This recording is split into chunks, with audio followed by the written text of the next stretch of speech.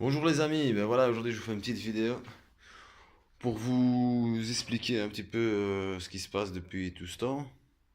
En fait, ce qu'il y a, c'est que voilà, j'ai un petit souci avec l'amortisseur arrière et, et franchement, moi, j'ai pas les moyens de d'acheter, je fais vraiment avec tout ce qui me vient sur la main en fait, vous voyez. Ici, sur ce projet-là, à part le réservoir et les barres là pour la soudure, qui ne m'ont coûté rien du tout, qui m'ont rien coûté en vérité.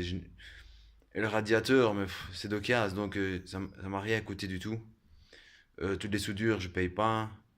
Donc c'est vraiment un projet avec au coût minimum, vraiment le moins cher possible. En fait, je vais vous expliquer ce qui se passe avec l'amortisseur. Au début, par manque d'expérience, j'ai voulu mettre un amortisseur arrière de nitro, réglable. Il était beau, il avait un beau look et tout ça, donc je me suis dit je vais mettre celui-là, ça donnera bien avec le ressort blanc. Mais le souci, c'est que dans l'inclinaison dans laquelle il est, eh ben, l'amortisseur il est trop mou. Donc ça ne va pas. Puis quand je suis allé faire les autres soudures pour le bras oscillant, le renfort, là, mon ami m'a dit si tu veux, j'ai un amortisseur de quad arrière. Donc comme j'ai dit dans l'autre vidéo, c'est pas un grand quad, c'est pas un pocket quad, on va dire, c'est entre les deux. Donc l'amortisseur, eh ben, c'est la même taille que celui de Nitro, sauf que le ressort est beaucoup plus gros. Et malgré ça, encore une fois, il est encore trop mou. Ça va beaucoup mieux, mais il est encore trop mou. Donc, dans la dureté, euh, en fait, les amortisseurs qui se trouvent dans cette position-là, dans cette inclinaison-là, en général, c'est les amortisseurs de VTT. Mais ce qu'il y a, c'est que les amortisseurs de VTT ne sont pas assez longs, vous voyez, pour arriver d'un bout à bout. Et j'ai pas envie de faire une autre fixation plus courte pour pouvoir les mettre. En plus de ça, c'est que les bons amortisseurs de VTT, ça coûte très cher. Donc j'ai pas envie de me casser la tête parce que j'ai pas envie de dépenser de l'argent comme ça, alors qu'il y a une autre solution. Donc voilà, je vais laisser tomber l'amortisseur central. C'est pas grave, de toute façon, le but c'est que ça amortisse, hein. Alors ce que je vais faire, je vais recouper comme j'avais dit. D'ailleurs, c'est pour ça que j'ai fait ce renfort-ci, ici. C'était pour, on ne sait jamais pour l'option parce que j'avais prévu. Donc ce que je vais faire, je vais recouper ici un peu en biais. Bon, il faut pas se baser sur ça. Ça, c'est juste moi qui fais ça comme ça, mais je suis pas sûr de faire ça comme ça. Donc, je vais recouper en biais, virer cette partie-là. Alors, faire quoi? Bah, ici, je voulais démonter ce truc-là et la ravancer, mais laisser tomber, c'est trop compliqué. Donc, je vais pas me casser la tête ou je vais le supprimer. Et alors, ce que je vais refaire, je vais recouper ça, parce que je l'ai déjà fait une fois sur un 103. Comme c'est la même mesure de cadre, ce que je vais faire, je vais recouper ce truc-là, je vais le souder un peu plus près pour que les amortisseurs soient dans la bonne inclinaison, encore une fois. Ouais. Parce que si je les mets comme ça, il va falloir mettre un réhausseur. Et encore une fois, il sera fort incliné et ça va être chaud pour trouver un amortisseur, un beau amortisseur pas cher qui va bien de cette taille-là, dans cette inclinaison-là. Ça n'ira pas. Donc, ce que je vais faire, je vais le remettre à la bonne mesure. Donc, je vais ici d'ailleurs, une fois que ma roue sera bien alignée et tout ça, et que je vois que toutes les pattes les pattes ici sont bien mises, ce que je vais faire, je vais souder une plaque triangulaire ici, qui va se souder ici, tout le long jusque là pour renforcer ça. Parce que c'est bien, le bras il est bien renforcé et tout, mais la partie ici c'est une partie qui est très faible en fait, hein, ça se plie facilement, hein. Donc à quoi bon renforcer ici si là ça se plie? Donc ce que je vais faire, je vais ressouder une patte ici. Donc, donc elle va être soudée sur le truc là pour régler la chaîne, tout le long ici et ici. Donc on croira même pas que c'est fait, que c'était rajouté, hein. On va vraiment croire que c'est fait exprès.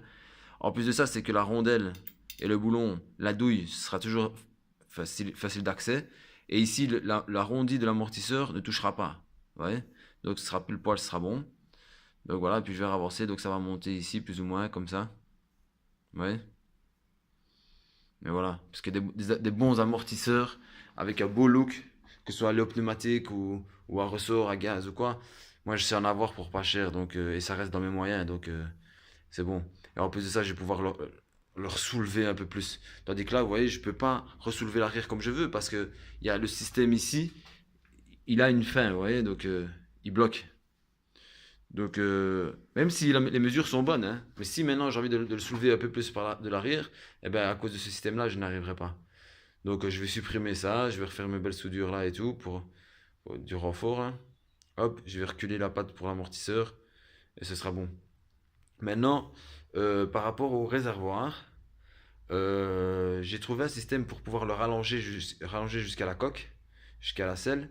En fait, ce que je vais faire un simple moule, même en carton ou je ne sais pas quoi, je vais faire un simple moule.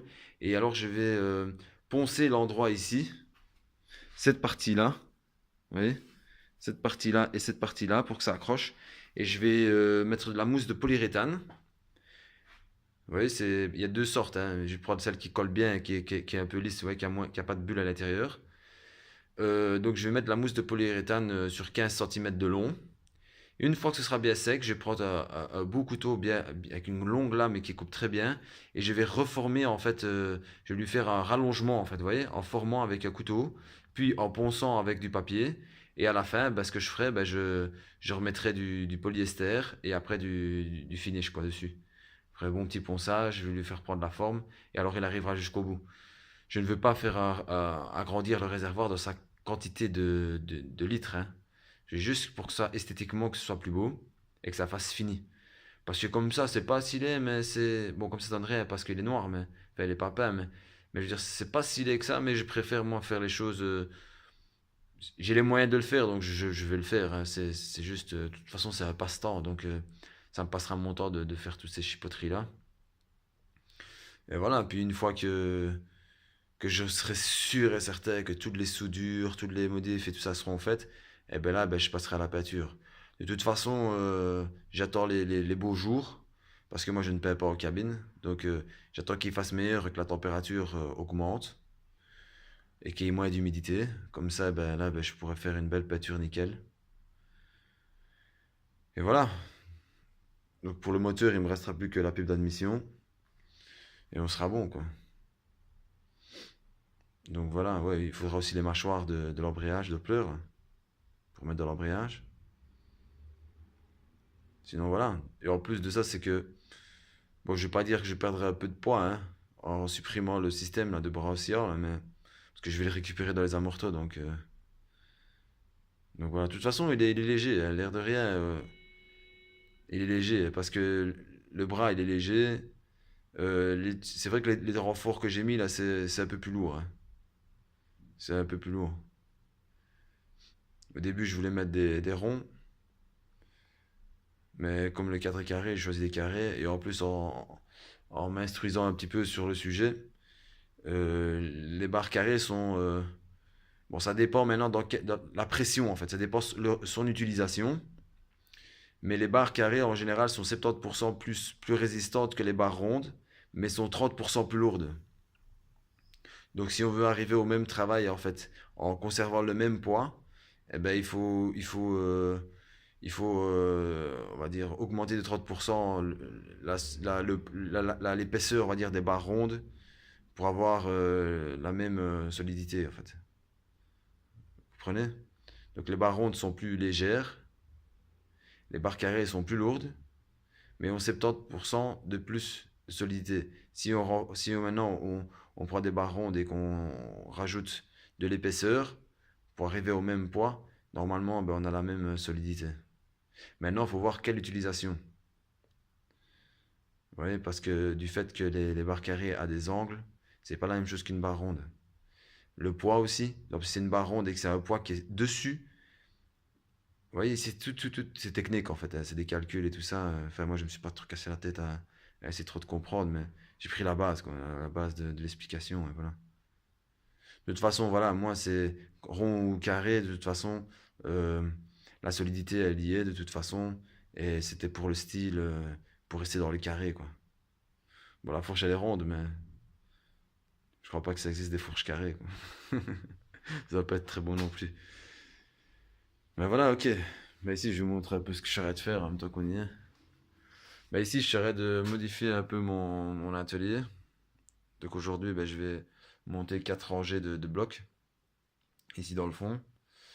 Pas pour la mécanique, mais pour un aquarium. Ouais. Donc j'ai rangé un peu, j'ai bougé tout ce qui pendait et tout ça. Donc ce truc, le chevron là, qui est tout le long, là, ça ne servira plus à accrocher des trucs, mais plutôt à mettre un système lumineux. Parce qu'en fait, en longueur là, ben, il y aura un aquarium. Toute la longueur. Ouais. De toute façon, moi ici, c'est juste pour mettre mes outils, tout ça. En général, je travaille pas ici, je travaille de l'autre côté. Parce qu'il y a plus de place. Je peux ouvrir les fenêtres. Et même là aussi, ici, il y a plus de place que de l'autre côté. Donc voilà l'aquarium que je dois nettoyer encore. Donc voilà, c'est un aquarium de 2 mètres, c'est 480 litres. Voilà. C'est mon autre truc, quoi, les poissons. J'aime bien te faire. J'aime bien les aquariums, quoi, donc c'est mon deuxième truc. Mais voilà, quoi. Ouais, ici, j'ouvre la porte, ça fait de l'air un peu. Donc la cave est propre en général, donc c'est agréable de travailler ici. Il fait pas trop humide, elle est sèche, elle est propre. Donc voilà. Voilà, les amis. Ici, j'essaie de refiler des trucs, mais il n'y a personne qui les veut.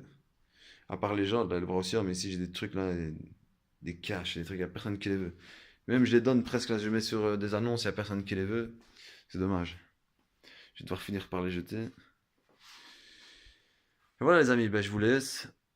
Je vous laisse et on se voit bientôt alors. Enfin, on se verra pas, mais on se capte quoi. Allez, je vous remercie, passez une bonne journée. Salut.